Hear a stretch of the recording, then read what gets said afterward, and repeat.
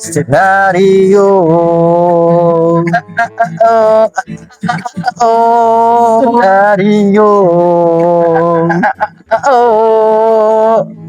Senario. Senario. Abang, mana hal dia lu? Tembel lah. Table tu apa? Tu yang tolok kat TF tu. Oh ya ke? Abang, kami sebenarnya nak tunjuk BK ni. Apa dia?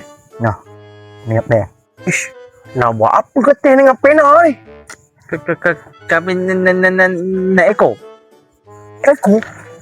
Kamu nak potong ekor siapa? Nak kat mana? Kami sebenarnya nak main nombor ekor. Ekor?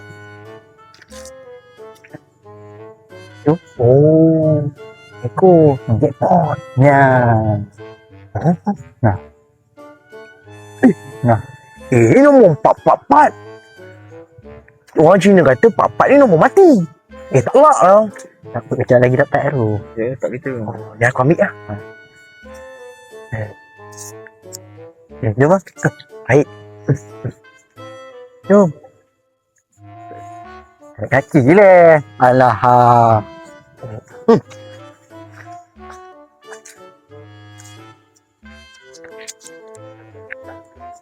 Mak tak ada kunci lah pula.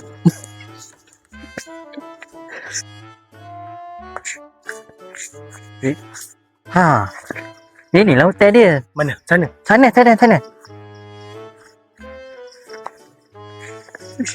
Gelap je. Tak ada lampu ke?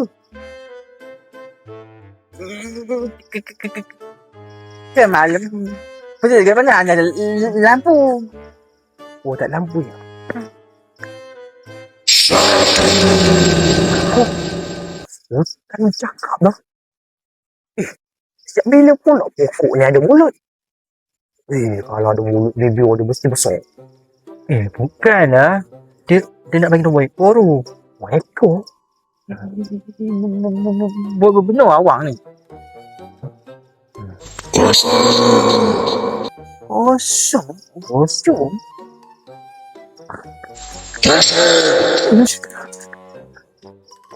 Betul lah. Apa? 100.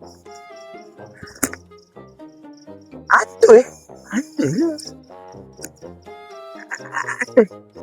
Oh, 100. Oh, tu dia. Selalu orang tikam 1290 909.